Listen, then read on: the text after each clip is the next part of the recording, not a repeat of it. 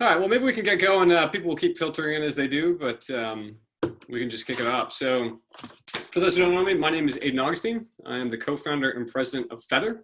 So Feathr is a software tech startup based here in Gainesville. I'm assuming most people on this are for Gainesville, but yeah, so we make digital marketing software, particularly website analytics tools and tools for like targeted digital advertising, and a few other things around like influencer marketing as well. Feathr specifically sells into the world of large event organizers, like people who run conferences and trade shows. That's kind of our main niche. A little bit broader than that, we also work with like membership-based professional societies and trade associations and groups of that nature. So that's kind of our niche, and we help those types of groups and people and organizations do their digital advertising and influencer marketing. So that's kind of the short spiel about Feathr. So yeah, I think to kick it off, I'll just tell a little bit of like my story arc with Feathr, and then we can talk a little bit more about the Gainesville tech startup community and StartGNV. So with my other hat on that note, so I'm currently the president of the board for StartGNV, and this is kind of the first in a series of Ask Me Anything webinars, and whatever we'll call them, that StartGNV is going to be running over the next few weeks. So we're going to feature various leaders from the community, particularly from tech startups, but also from a few other organizations around town. And I'm the guinea pig. So looking forward to seeing how this goes. We welcome any feedback on the format, and so we can keep iterating. But the next few have already been announced. So I think we're going to do them. Greg, correct me if I'm wrong. It's going to be this time, like every Thursday for the next 4 weeks is scheduled out. Is that right? Yeah, with a couple sprinkled on a weekend or two. Yep. Oh, cool. Yeah, so just stay tuned. Yeah. Cool. Yeah, so StartGNV is a nonprofit based here in Gainesville, focused on growing the kind of broader innovation ecosystem. So focused on startups, as well as focused on tech companies, as well as focused on kind of the tech scene as a whole. So anybody who's involved in product development, software engineering, kind of anything in that vein, UI, UX design, that's kind of the core constituency, as well as startup founders. So yeah, all right, so let's talk about Feathr. So, my backstory, moved to Gainesville for UF, like many folks. So I came here for undergrad. I was studying computer engineering, switched into industrial and systems engineering after about 1 year. Had an internship at a local startup called CitySync.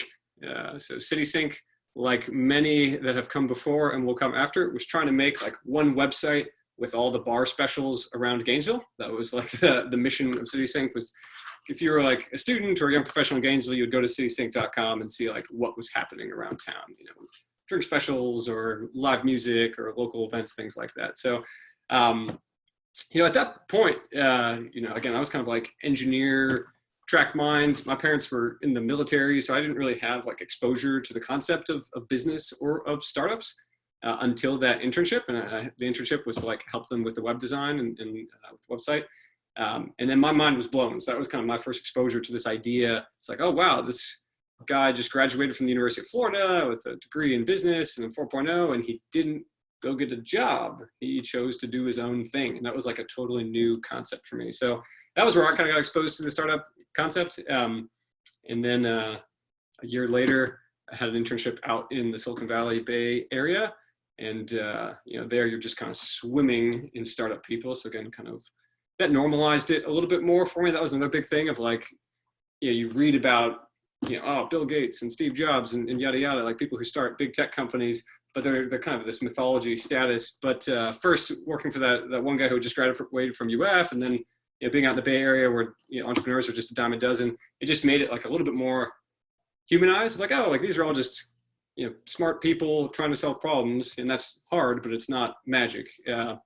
And so that was kind of where also the original idea for Feathr struck. So Feathr started off as a digital business card app because that summer was my first time networking ever, and needed business cards, and business cards are a huge pain in the ass. Got to keep track of them. You're giving them out. Nobody ever calls you back. The ones you collect, you got this whole stack and it sits on your desk, and you got to like type them in or find people on LinkedIn or put it into your phone and whatever. So the super brilliant original idea for Feathr was like, hey, let's build an app that will replace business cards. And if anyone remembers that app Bump, where you tap two phones together and swap contact info. So like that had just launched, and it's hard to remember, but like in 2012 or in 2011, actually, when this was, smartphones were like still just going mainstream. So they were only in like a third of Americans' hands in 2011. So anyway, that was the year that like every single startup in 2011 and 2012 was mobile app for blank.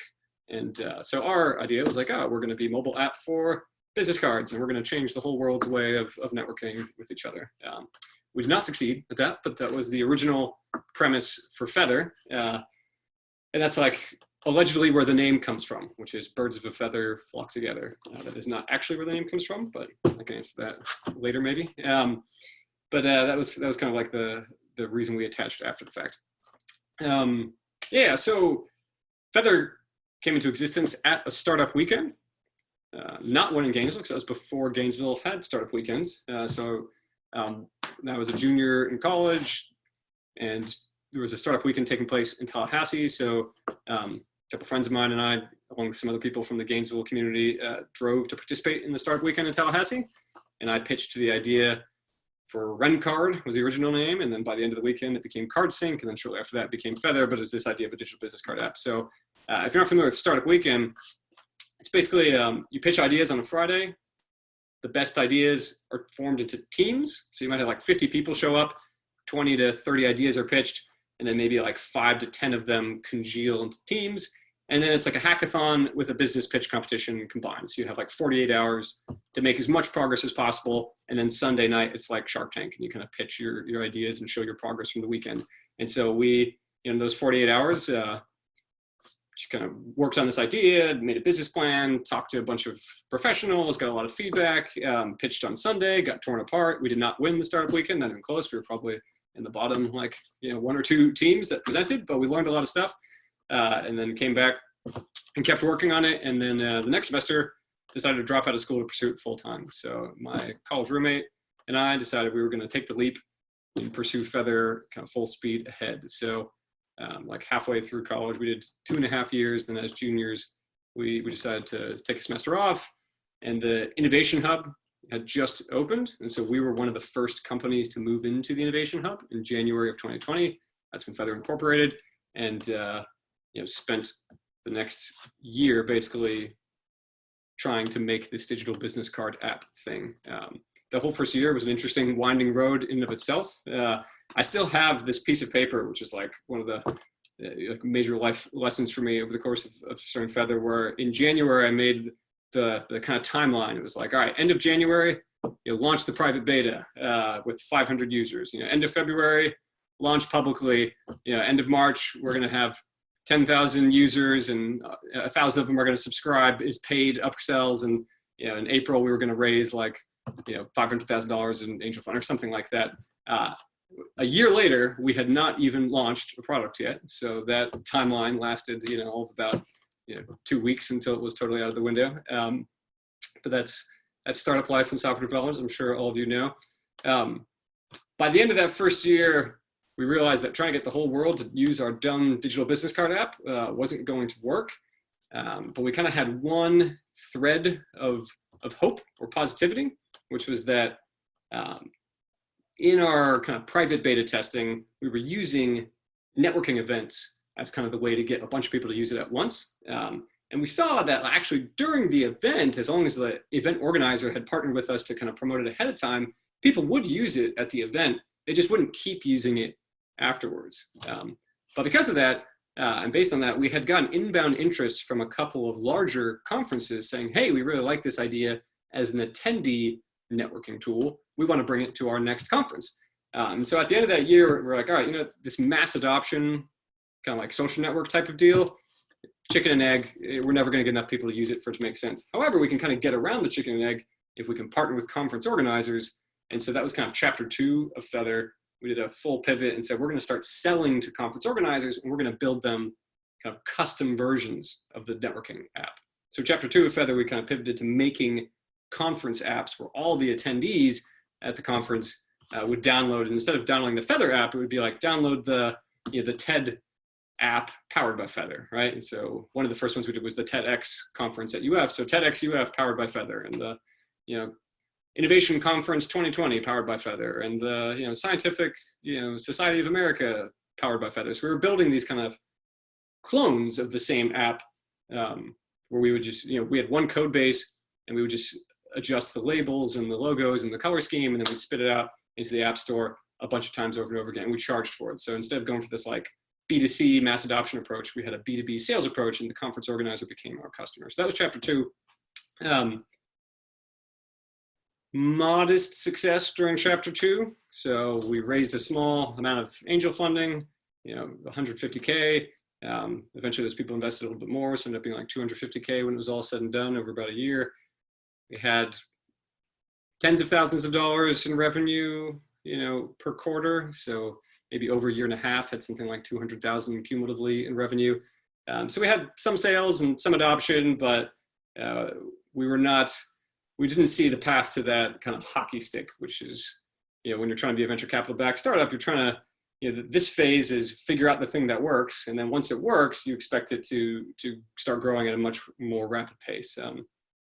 The definition of a startup, I think is from Steve Blank or from Eric Ries, one of those lean startup people, is a temporary organization in search of a repeatable and scalable business model. I always really liked that definition.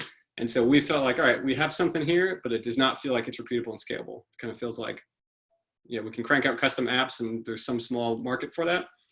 So we were looking for what was a way we could kind of differentiate ourselves.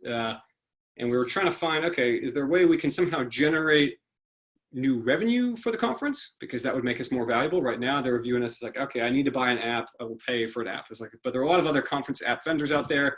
And it kind of felt like we were an expense as opposed to, a real value add core to their business. And ultimately pulling that thread further eventually led us to these conference organizers saying like, hey, can we use your app to grow attendance at the event, to promote the event ahead of time? And the answer was like, nah, that's not really what the app was built for. The app was built for using at the event itself. And they'd be like, can we use the app to keep the attendees engaged post-event year round? I was like, nah, that's not really what it was built for. It was built for usage at the event. Can we use it to generate digital sponsorship revenues? Like, kind of. You can slap some sponsor logos inside the app, but that's not really what it was built for. But eventually we realized, okay, those 3 questions, they keep coming up. This is clearly what our customers care about way more than whatever it is our dumb app is doing currently. So that was kind of what led to the second pivot in chapter 3 of Feathr, which is the modern era, and no surprise, the one that actually worked. So we said, the things they're asking us, these aren't app engagement problems. These aren't attendee participation problems, which is really what the app was built for. These are marketing problems. And they're asking us for help with promotion, with digital marketing, with digital promotion of sponsors and exhibitors, as well as promotion of the event itself. So again, that's kind of what led to the modern era of Feathr now, which is we're a digital marketing suite of tools. And specifically, again, we primarily still focus on that use case of growing attendance at a conference or a trade show or a festival or a big major event. But along the way, we've now expanded to other use cases for the same capabilities. But that was kind of, pivot 1 was kind of same product, different use case, still networking oriented, but shifting to be very event centric. Pivot 2 was same customer, different use case. It was like, we're still working with conference and trade show organizers, but instead of helping them with attendee networking and engagement, we're going to help them with promotion and marketing. So that's like the, whatever it was, 10-minute version, I guess, of Feathr's history. On the back of that second pivot, we were able to raise, our Series A, which is about $2 million. And that was end of 2015, 2016. Somewhere along the way, we moved to Austin to do an accelerator. We moved back to Gainesville. We raised that Series A shortly after moving back to Gainesville. And then since then, it's kind of taken off. So just at the end of last year, we became the first software startup in Gainesville, at least as far as anyone's been able to confirm, to raise our Series B. So we just raised about $11 million at the end of 2019. And currently we have about 100 employees and growing. So that's kind of the Feathr story arc. Happy to jump into questions now if people have them. Otherwise, I can just keep riffing about other things, can talk more about startGNV and kind of the evolution of the landscape in the time I've been involved in the community here. But yeah, we'd love to hear some questions if we got them. And I guess there's 2 ways we can do this. Either you can submit them into the chat, or if you want to just unmute yourself and ask it, that is fine as well. I'll start. I'm just going to not use the chat because typing is hard. But where are your investors located? Are they mostly Austin-based, or I don't think anybody in Gainesville, or do you have any investors in Gainesville? No, so none local in Gainesville. Many from Florida, but not in Gainesville. Yeah. So the first angel round. Well, actually, if you back it all the way up, there were a couple in Gainesville. So that first year, the digital business card year, it was kind of like shoestring budget, right? But we did have two advisors who were based here in Gainesville. Both, one of them was named Dave Whitney. Another one is named Jamie Grooms. Jamie Grooms had launched a couple of biotech companies successfully in Gainesville, Axogen and RTI. Dave Whitney was an angel investor, maybe still is. Used to work at UF, was an investment banker, so he's been around the community for a while. So they both kind of wrote very small checks early on, but that was, again, like, ramen noodles diet, interns and students part-time and yada yada. So our first investors were them locally here. But the first kind of like more formal round, we raised $150,000 from a group of angel investors in Tampa. And then we moved to Austin for an accelerator program. So as part of that startup accelerator, we got 100K. So that's the only money that came from the Austin group. So relatively small amount as well. But that also came with like free office space and mentorship and kind of all the usual stuff that comes with the startup accelerator program. And part of the deal was we would go out there for it, but we chose to move back to Gainesville after 1 year in Austin. Austin's cool, great town. Capital Factory is the name of the accelerator. We learned a lot, made some great connections there, but we decided that net it was actually more advantageous for Feathr to be based in Gainesville because Austin is incredibly competitive from a hiring standpoint. Cost of living was skyrocketing, has continued to skyrocket since we lived there. And we just felt like, we were new kids on the block, startups were a dime a dozen. We didn't really have any unique advantages there. And there wasn't necessarily any unique advantage from like our industry either. It's not like a bunch of our customers were based there. So even though there was a more robust tech scene and startup scene there, we actually felt like that was net worse for us because we couldn't outpay all these bigger tech companies like Facebook and Google both have offices there. Intel has an office there. Dell is right outside it. Rackspace is right outside it. And then like literally 1,000 startups, at varying levels of fundraising and size. So it just felt like it was the fact that there was a robust tech scene that was actually worse for us, as a smaller, newer entrant, and we didn't have like deep networks in Austin or anything like that. Versus Gainesville, we had connections to the university, we had connections in the business community, and I guess we had an opportunity to maybe be like a bigger fish in a smaller pond, which from a recruiting standpoint is definitely favorable. And Gainesville has an incredible base of talent coming out of the university and coming out of Santa Fe. So yeah, anyway, for a combination of those reasons is why we moved back. From a Series A standpoint, there were a few funds based in Florida. So there's one based in Naples called Gulf Shore Capital. There's an angel group in Miami called Miami Angels. The Knight Foundation, which has a VC fund as well, is based in Miami. So those were some of the investors in the Series A. We also had two strategic investors from our industry, that are like specific to the conference trade show universe that decided to invest. So like bigger companies that weren't VCs, they were just like corporates in our space that invested. And our Series B was actually a single investor, one fund that took the whole round, and then existing investors, participated pro rata. But that fund was called Fulcrum Equity Partners, and they're based in Atlanta. So I guess hopefully, we're a little bit of a testament to you can raise money as a startup in Gainesville. There's not a lot of local capital in Gainesville, but that hasn't prevented us from raising money regionally, around Florida and to a lesser extent, but Southeast, Atlanta in the case of Fulcrum. Yeah, so that's the story there.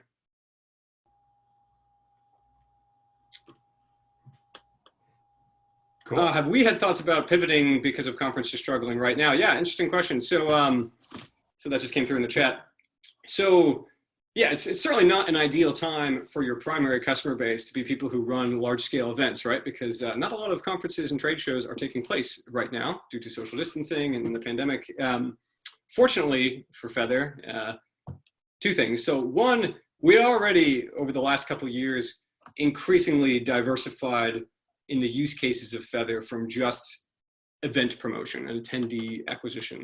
So the overwhelming majority of our customers are these kind of membership-based nonprofits, right? So like, the American Society of Chemical Engineers, the National Association of Home Builders, the Wisconsin Cheesemakers Society, legit, they are a customer of ours. International Association of Trampoline Parks. There's some crazy one out there. Actually, here's another fun one. The Mutual UFO Network, MUFON. So these are all just crazy examples, but also just a whole much more bread and butter ones.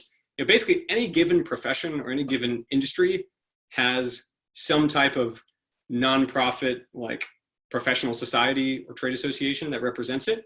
It's membership based, so either like individual people join as members, right? AIGA, some of you might be members of, if you're a designer, right? International, was it American Institute of Graphic Artists? There's a chapter locally in Gainesville. But anyway, so we work with those groups primarily, and we got into that because we were working with conference trade show organizers, and pretty much all of those types of membership orgs, one of the main things they do is they run a big annual meeting or a big annual trade show for their members.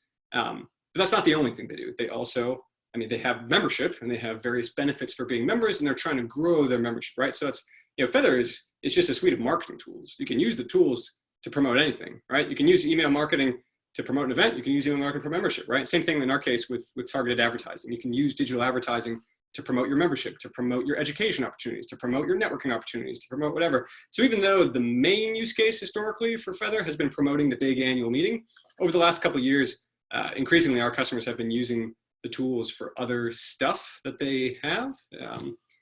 You know, donation drives online. That's one that's a use case that has been growing recently. Because again, almost all these organizations are nonprofits, not necessarily 501c3 charities. You know, many of them have a different tax status because they, you know, participate in advocacy and lobbying, and which precludes them from being a 501c3, but they're still not-for-profit entities, just of a different type. And so anyway, so yeah, there's a lot of different things we do for them beyond promoting the events. So long-winded answer to the question, you know, even though our main use case historically has been promoting live events, the fact that live events are not happening is not like cratering Feathr's business. It is making generally things, you know, a little bit slower from a sales standpoint, but I think that's being experienced probably across the board, no matter what industry you're in. And the fact that we are a digital marketing toolkit, if anything, there's actually an argument now that we're more important for our customers because they need to be engaging their members and their potential attendees online and promoting all the other things they do, kind of keeping their audiences, you know, warm for the future. Maybe monetizing those audiences digitally, which is also something we help them do, like create digital revenue streams. So yeah, a couple other ones come in here. Regarding the temporary element of startups, what would be the most satisfactory conclusion or evolution of Feathr for you? Yeah, that's a good one. So a couple things to that. So one, you know, I'll be clear, I want a financial outcome. That's definitely part of my personal motivation, is some type of financial outcome, which typically comes in the form of an exit. There's a lot of different ways that could take place, right? So one is, you know, the long path, which would be we keep growing Feathr larger and larger and eventually go public.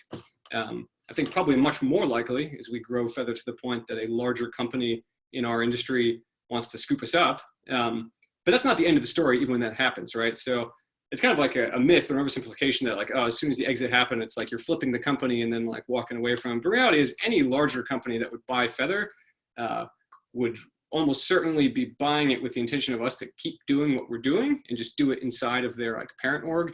And there would be like, you know, 2-year or 3-year kind of like transition process. So for anybody here who's a startup founder and has this on their mind, you will almost always have an earnout or a like golden handcuffs transition period where even though you may have technically sold your company, you know, you don't get your payout up front. You get your payout over 2 or 3 years based on certain milestones being hit inside of the parent organization, usually tied to growth or revenue or things like that.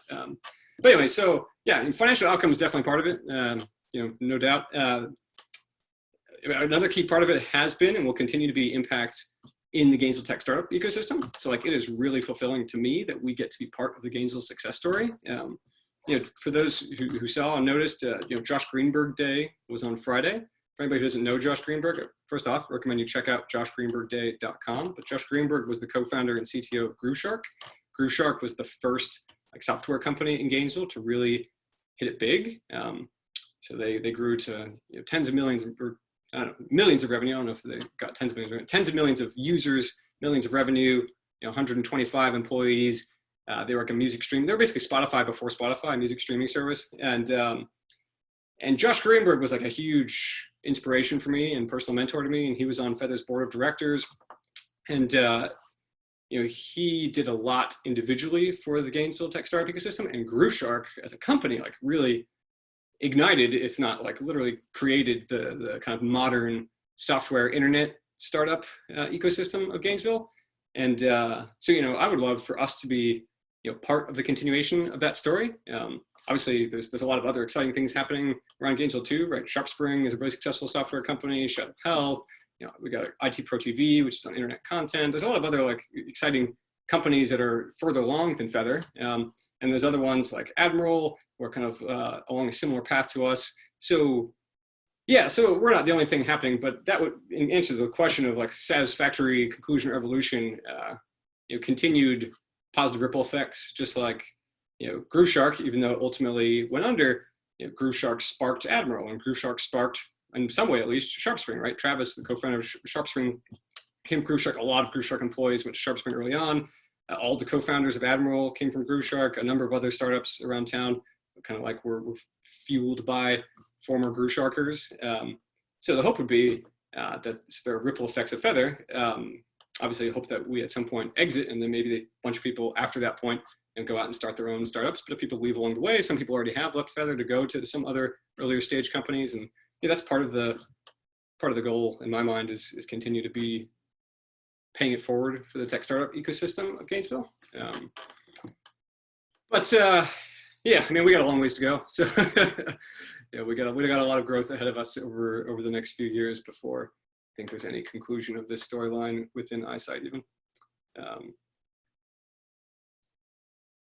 Any unexpected benefits or challenges for the move back to Gainesville? Yeah, both camps. So when we moved back to Gainesville, or actually when we were making the decisions, we were in Austin, right? So we had left Gainesville. When we left Gainesville to go to Capital Factory, we did not intend to come back. We thought we were kind of leaving for good to go to this bigger tech startup ecosystem, go to this cool accelerator program where we're going to get all this networking and connections and so forth. So we kind of assumed that we were going to stay in Austin.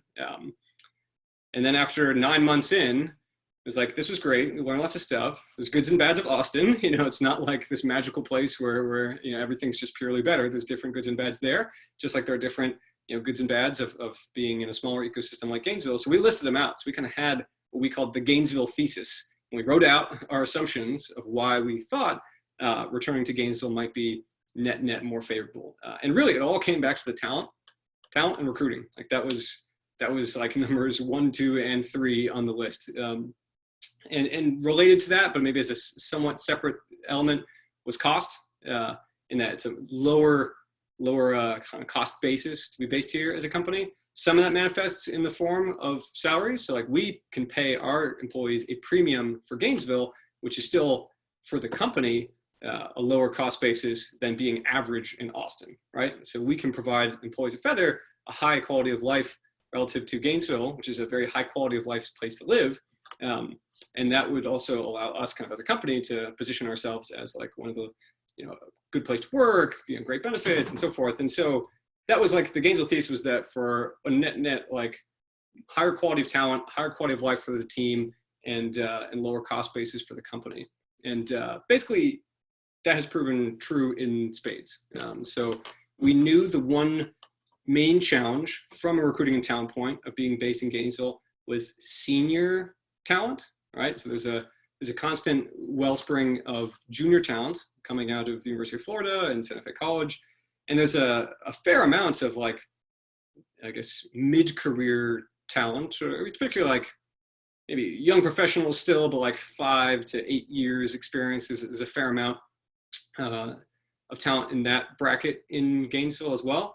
But there's not a lot of people who have experience being like VPs of sales at, growing SaaS companies, right? Because there's just like not that many companies large enough, particularly within software in Gainesville, to have enough people who have had like executive experience or even like, mid-level leadership experience. There's not that many like, 15-year experience, 20-year experience, like software sales professionals or software engineers. There's just like not that many people who are at that higher level of experience. And so we knew that that was the hole, right? We'd have to potentially overpay to relocate VPs, and maybe director level in some cases, or just very senior individual contributors to get them to move to Gainesville. But basically anything else we'd be able to attract locally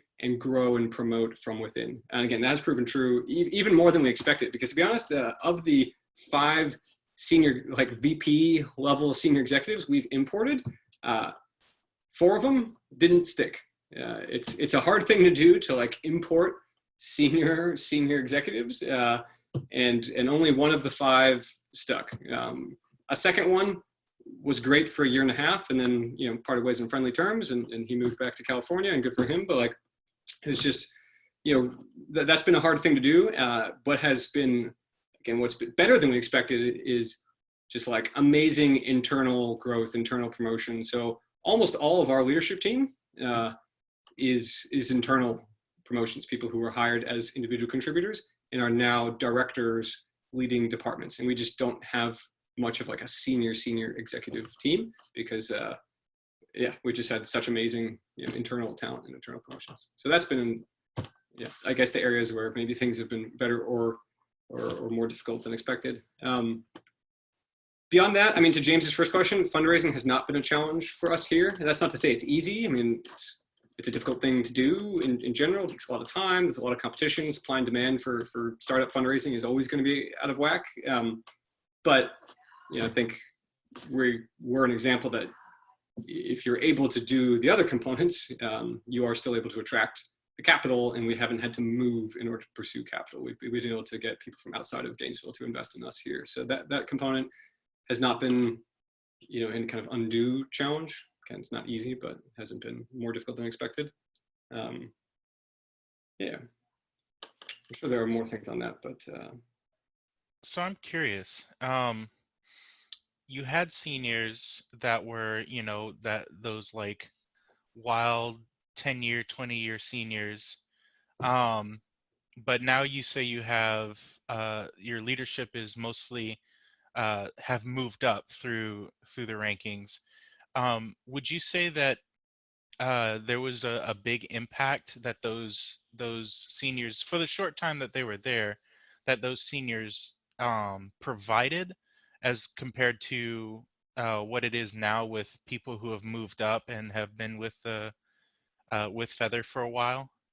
Yeah, there's things I would say that, yeah. So, and when I'm talking about these VPs, they were all people with 20 plus years experience, very senior executive, lots and lots of compensation to get them here. And in the end, ended up not necessarily in all cases panning out. But so that's what we're talking about. We're talking about real corporate executive type folks, for better or worse, again, because in some cases that was not what Feathr needed at the time, right? So there's a couple things I would say on that. One is the concept of stage fit. So we talk a lot about culture fit at startups and at tech companies, but startups, because they're growing so rapidly, at least once you kind of click and hit that inflection point, you go through meaningfully different stages in a fairly short amount of time.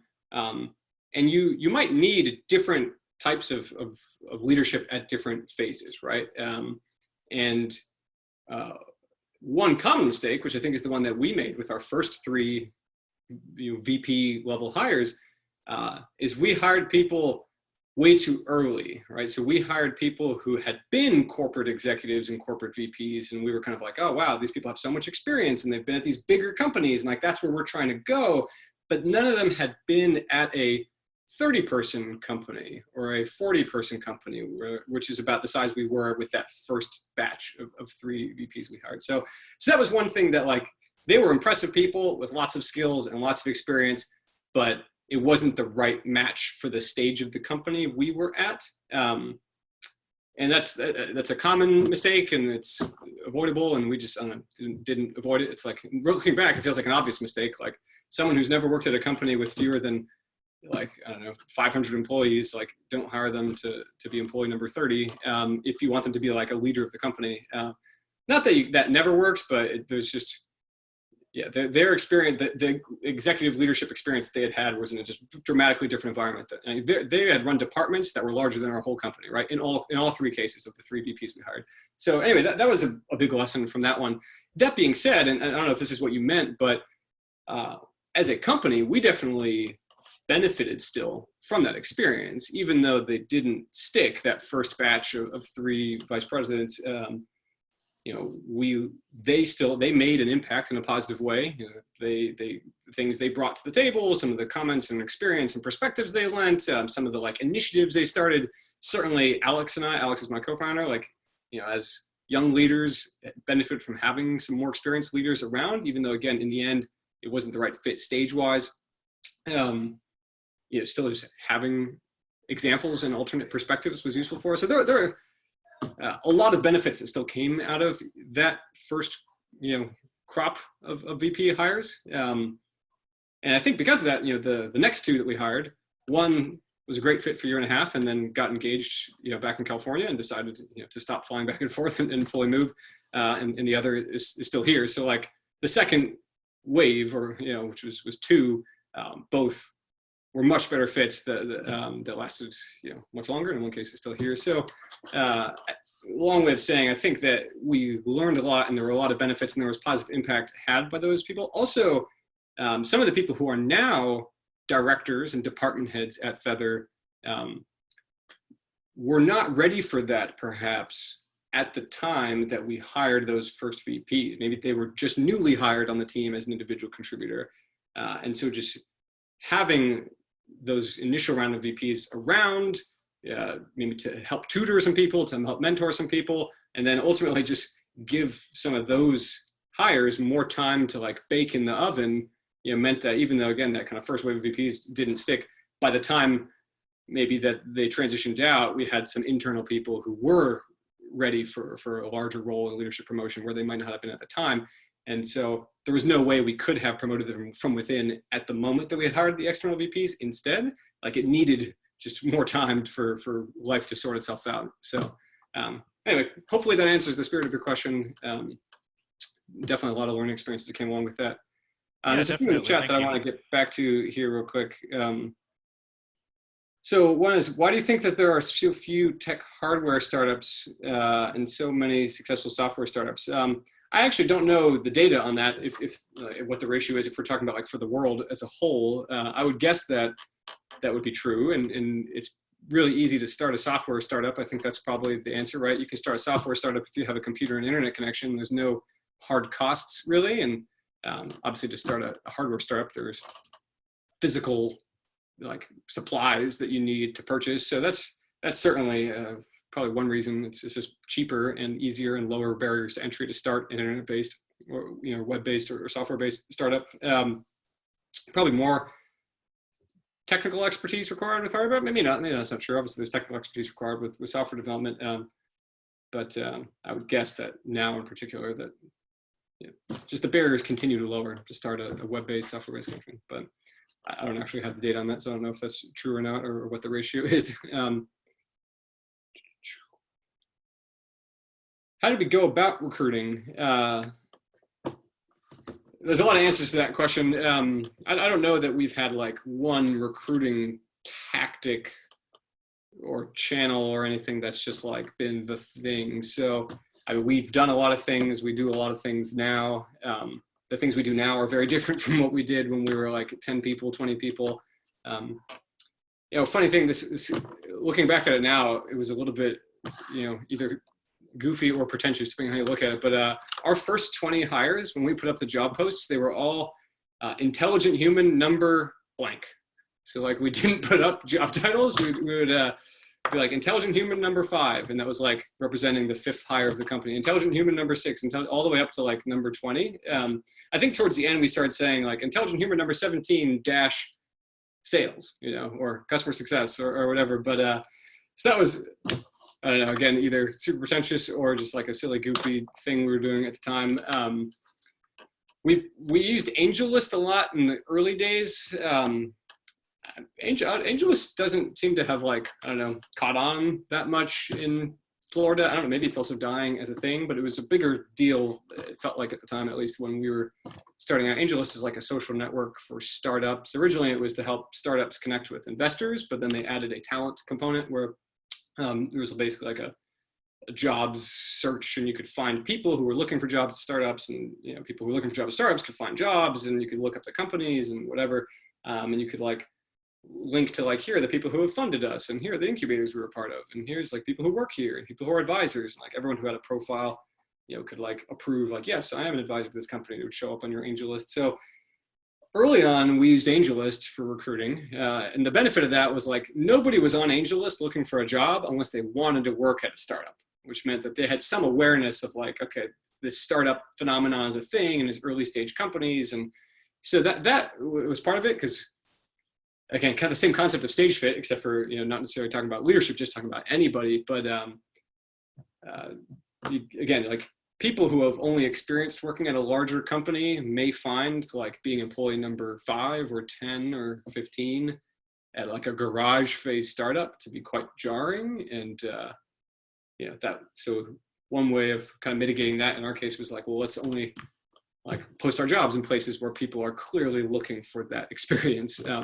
But again, that wouldn't make sense for us now necessarily, right? I mean, now we're much more stable, much more established, and our roles are much more clearly defined. When you're early on in a startup, everyone's doing everything. There's a lot of people are doing 6 different roles or sharing responsibility, and everybody's in every meeting and everyone's part of every decision. And then, as you grow, you kind of need to, okay, suddenly there's departments, and like that was a huge shift for us. Like the first time, we realized that the experience of Feathr was much more defined by which like team or department you were in, rather than like being part of the Feathr team. And that happened somewhere around 40 people, I think, like 30 to 40 in that range. It's like when you suddenly, it's like too many people to be in the one room at one time, and you can't quite like look over your shoulder and just like hash things out immediately. Like you need to have meetings, and then like the meeting calendar blows up immediately, somewhere between like 30 and 50 people. Suddenly, like everyone's in meetings all the time. You got to figure out like which are the right meetings and crossover. That's a whole different conversation. But anyway, I guess getting back to recruiting, also early on, when we couldn't afford to like offer benefits or pay real salaries, we definitely skewed towards, people who were either currently students or very recent graduates, because we just like couldn't afford anything else. And at some point along the way, we started being able to offer like market rate salaries, but no benefits. And then eventually we started offering benefits. And so that also changes like where you look for talent and who's attracted to the experience you're offering. So that was one of the things, like early on, much more focused on student recruitment now. And really for the last few years, we actually very rarely hire students directly out of college. I guess if we have the option to hire people who already have experience, and we have the financial means to like offer market rate salaries, that's just kind of been our approach for a few years now. Really is, let's hire people if we can who already have experience, at least at some level. Not necessarily extensive experience. We don't need 15 years, but people have a couple of years. So yeah, I actually recently have not done much recruiting directly out of the university. There's only like one role at Feathr that's true entry level. Now, yeah, long-winded answer, but again, some of the different things. Question about startGNV. So first off, startGNV is now startGNV. So we just as of this week, or was it last week? Lightly rebranded, and the couple reasons behind that. So this is actually a good segue. I can give a little bit of the context on this. So there used to be a nonprofit in Gainesville called GAIN, the Gainesville Area Innovation Network. GAIN was around for like 30 years. It was the first kind of entrepreneur-focused nonprofit in Gainesville. At the original time, largely focused on like research spin-outs and helping professors who had like potential IP patentable stuff at the university connect with the business community and the chamber and entrepreneurs, and kind of bring like research and the business together, and provide resources to those folks as they started companies. But anyway, so that GAIN was around forever. A few years ago, GAIN kind of had gone through a few different phases of like where its focus was, had kind of expanded a little bit broad. And then there was a group of us who thought there was a different direction and focus that could be taken there to be a little bit more impactful. And so Gain was kind of rebooted, and we took that opportunity to change the name to startGNV at the time. And at the time, it was very narrowly focused on just startups, and that was part of the intentional selection of that name. Was like, let's make, rather than Gain at the time had been focused on like all forms of entrepreneurship and kind of any form of innovation, and the needs of like a freelancer and a law firm and kind of like, you know, insurance rep are and a small business owner, like a traditional, like, you know, restaurant, are just so different from those of like a high growth startup. And so our intention at that time, this is like 3 years ago, was to narrow the focus and purely focus on startups, kind of as defined as, you know, high growth potential, you know, going for scale, VC, back a bowl. Whether or not they raised VC money didn't matter, but it was like that archetype, you know, kind of like the Silicon Valley archetype. Didn't necessarily have to be tech, although most tended to be some type of either tech or internet-based, web-based of some kind. Anyway, so that was the reason for that name selection. About a year into startGNV, there was an opportunity to kind of merge with and absorb two other organizations that were focused on the tech community. So there was a group called the Gainesville Tech Association, GTA, that kind of had just gotten started. And then the Chamber of Commerce had something called the Tech Council, which was kind of within the chamber, a specific group of like tech company leaders around town. And so those two groups, the Tech Council was focused on tech companies and kind of like the leaders of tech companies in Gainesville, particularly the large ones. Gainesville Tech Association, GTA, was focused on more the tech community, like individual engineers and product designers and product developers and like more individual people who were in tech. So slightly different focuses of those two. A lot of overlap with the startup community, but not necessarily exactly the same group. And again, it felt like we were all rowing in the same direction. So like, why have three different organizations? And there's an opportunity to kind of like pull those under the umbrella of startGNV. Problem there was, well, suddenly the name didn't quite make sense anymore. We didn't want to rebrand immediately. So it's been a year and a half since that happened now, but the organization for now, a year and a half, has been not just focused only on early stage startups, but also focused on the tech community, including tech companies and the larger and later stage ones, including kind of anybody in product design, product development, software engineering, and so forth. So long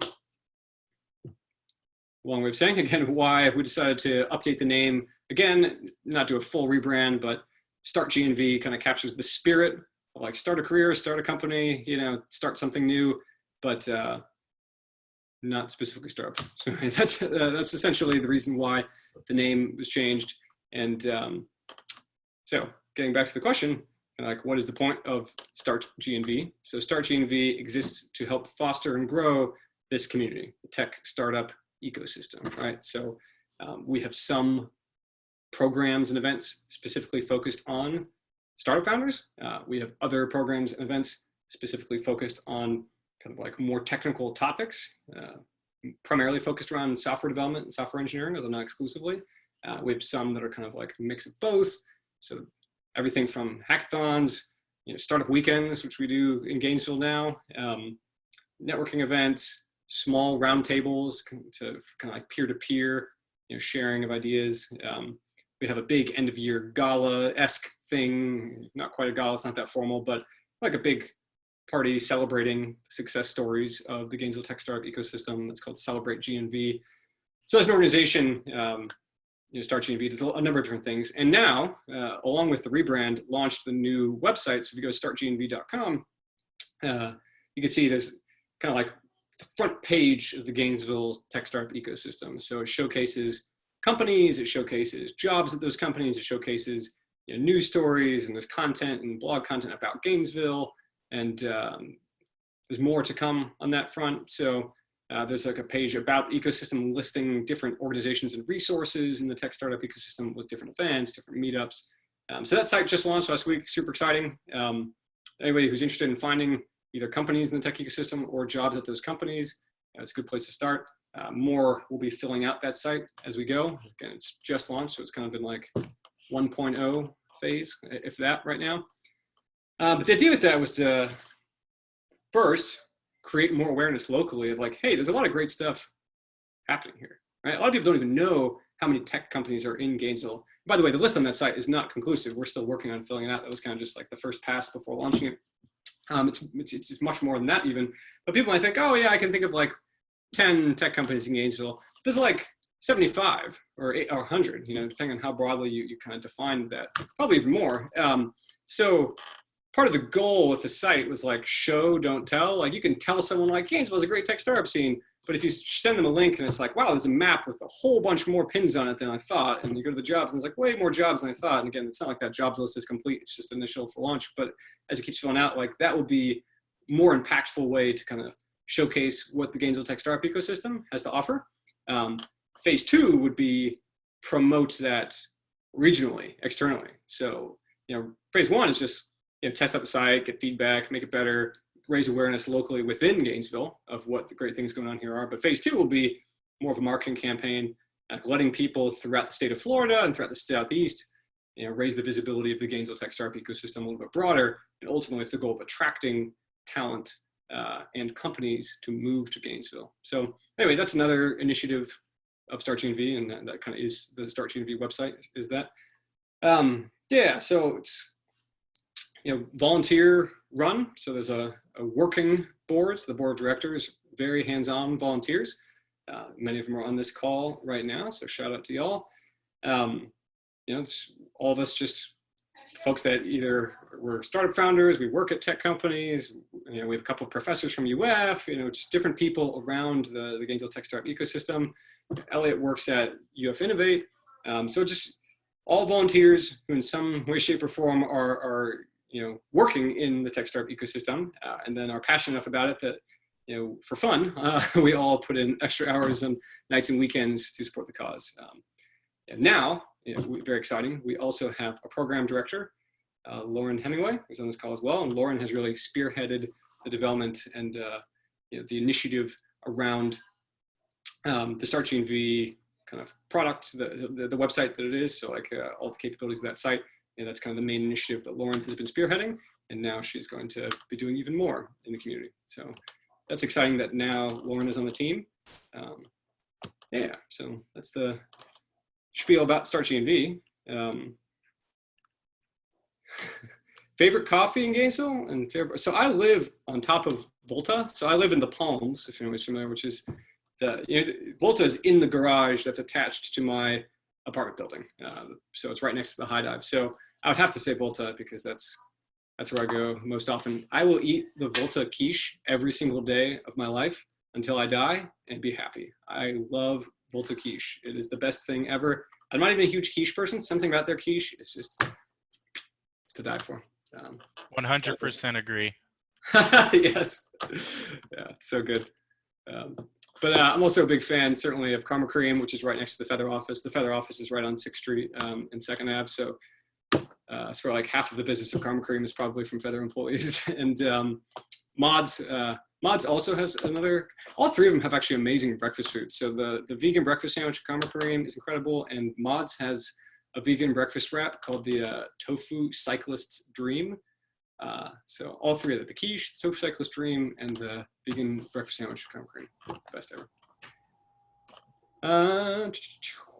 Recruiting executives, balance of salary and equity taken into account. So by the time we hired those folks I'm talking about, substantial salary was involved. But again, that was post Series A in that case. We had already raised, about $2.5 million cumulatively by the time we hired that first batch.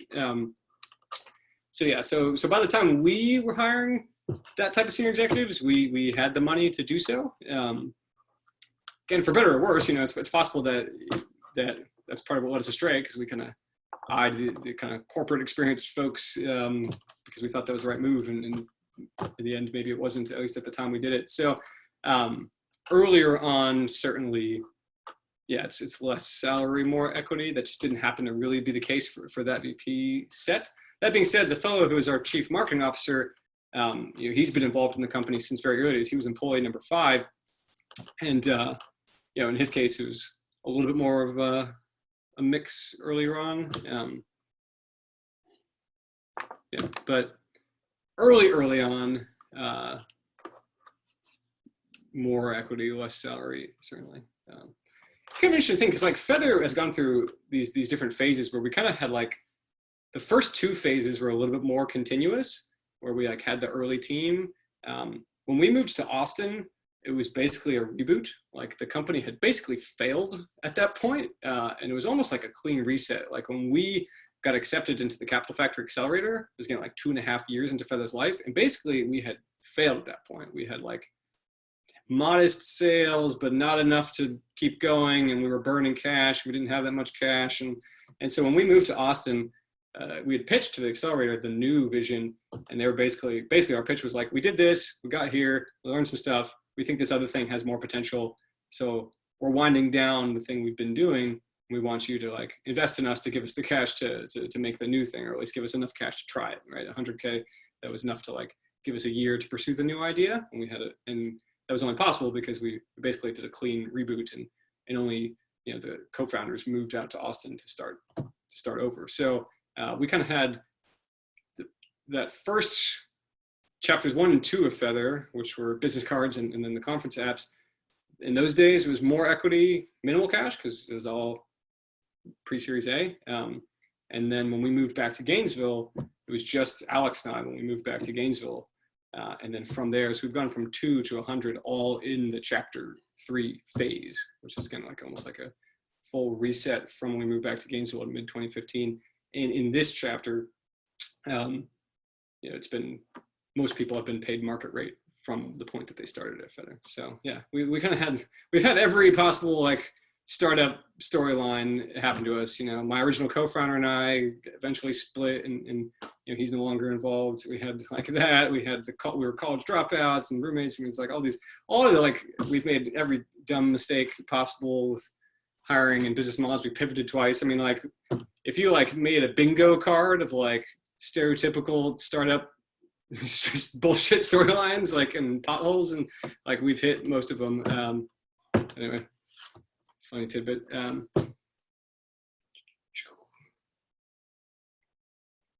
Greg with a 5-minute warning. Good point. Yes, we should probably wrap this up. Maybe like 1 or 2 more, and then we can call it. If there's anything else burning here. Did I actually hit all these? I'm just trying to scroll through.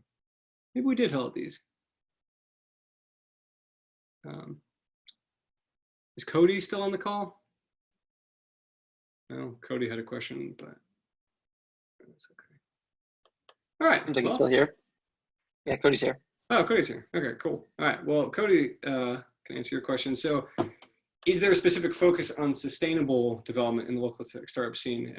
I guess I was going to ask you to clarify, do you mean sustainability? Like, is there a focus on like environmental sustainability, or you specifically mean like sustainable development of like real estate development? Just wanted clarity on the question.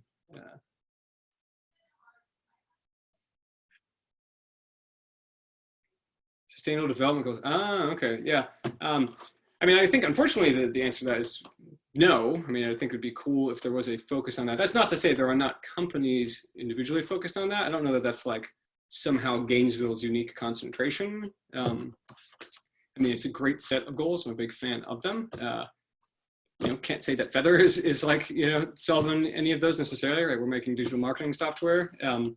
Yeah, it would be very cool. I agree to, if that became a focus, whether for Gainesville as a community or even individual companies. I don't know that Gainesville has a focus. I don't know that some communities around, some startup communities in the US, like clearly have a cluster around something. If anything, the Gainesville area, the Alachua County one, is biotech, because that was like the original, kind of scene, how those university research spin-outs, and Elliot, is in that world. And, the Sid Martin Biotech Incubator in Alachua, which is owned by UF, is like the best biotech incubator in the world.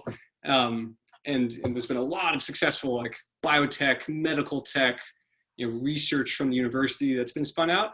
That's like an entirely different breed of startup from Feathr and Admiral and SharpSpring and Grooveshark, right? So it's almost like two different ecosystems that coexist, but in very practical terms, the challenges are different. When you're going through like phase 1, phase 2 clinical trials, and you have like patents and real science involved versus making software products. It's just again very different set of challenges. So if there's a cluster or a focus in Gainesville, it's probably that, but I think that's been here longer, and that's what maybe created the community to begin with. The kind of Grooveshark to today, more downtown focused, not that it's all downtown by any means, but like, the biotech scene is more located out in Alachua, which is where the Sid Martin Biotech Incubator is and where Progress Park is located. Grooveshark and then Trendy Entertainment and a few other ones, when they kind of kicked off in 2006, 2008, 2010, that kind of made this different community, which I think Feathr is more a spiritual successor of, which is like more downtown centric software and web-based companies. And again, it's almost like a different universe. Within the software community of Gainesville, there has not really emerged an industry focus or a cluster. Maybe very lightly there's early signs of digital marketing, because like SharpSpring and Feathr and Admiral are all, we're all focused on different slices and different solutions, but all, some ways digital marketing related. But I don't know if 3 constitutes like a cluster really. So yeah, I don't know. We'll see as the Gainesville community evolves if there ends up being more of like kind of vertical focus that emerges. Certainly there's evidence in other cities around the U.S. that success breeds success. That's what has happened in the biotech scene of Gainesville, right? Which is 20 years ago there were a few really successful ones, and then the people who were kind of junior to mid-level employees at those got experience and then became like senior executives at the next wave of them. And then those people became founders of the next wave, and they invested in each other and they advised each other, right? And in Silicon Valley, people talk about like the PayPal mafia and things like that. And I guess it'd be cool to see something like that happen here.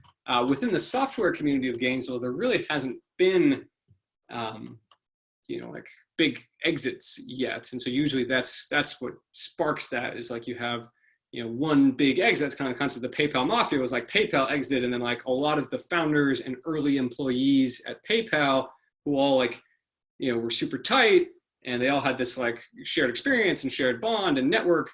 And they also had experience around different things, like around payments, around financial tech, or even just around like, cloud-based web development in general, which at that time was a little bit more novel.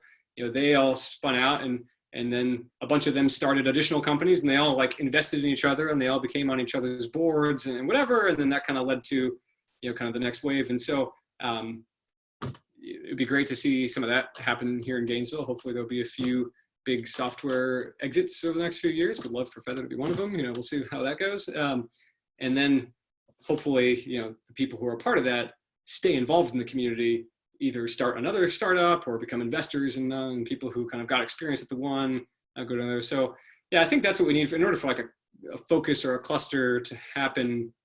We just need a couple of companies to get bigger and to exit, and then for that to kind of success breeds success. So that's what we're all working towards, at least on the software startup side of it. Cool. All right, yeah. So Greg, do you want to talk about the series? And yeah, I think we could end this on just letting everyone know about our next upcoming speakers. Chad Paris from Paris Leaf. I noticed his team was just mentioned in the chat. It's going to be a pretty exciting, a little different AMA, more on the branding, design, purpose-driven messaging, all that good stuff. After him, we got Ken Eats Gainesville. So a completely different shift, but we all like food, so we all like talking about food. That'll be a fun one. That'll be a Saturday show, so we could enjoy a cocktail or 2 or 3 and have fun with Ken and really see his ideas about the startup and tech community and sort of ask him questions from our perspective. So yeah, those are the 2 guests. We also have Brad Gamble from the Selling Factory coming up as well, and a couple of other confirmed guests. I'm not gonna say their names yet, keep them a little bit of a secret. But you'll hear from, either through social or email, and just be on the lookout, and we'll go from there. Cool. All right, Aiden, do you want to close out? Does anyone else have any other questions they want to ask Aiden while they got him? No, I appreciate everybody coming out to this. We'd love any feedback if you have it. So if you want to send it in to us either through the startGNV Facebook or, for those who sign up for Eventbrite, email us back. We love feedback, good, bad, ugly, ideas. If you like the concept, ideas for future guests, that would be great. The main things historically that startGNV has done have been events for the community. So right now, most in-person gatherings are on hold. So this is kind of our first crack at a new kind of virtual lineup of programming with a few other things we're cooking up as well. Yeah. Awesome. Thanks, Aiden. Appreciate you answering the questions and Yeah, happy to. being a good dude.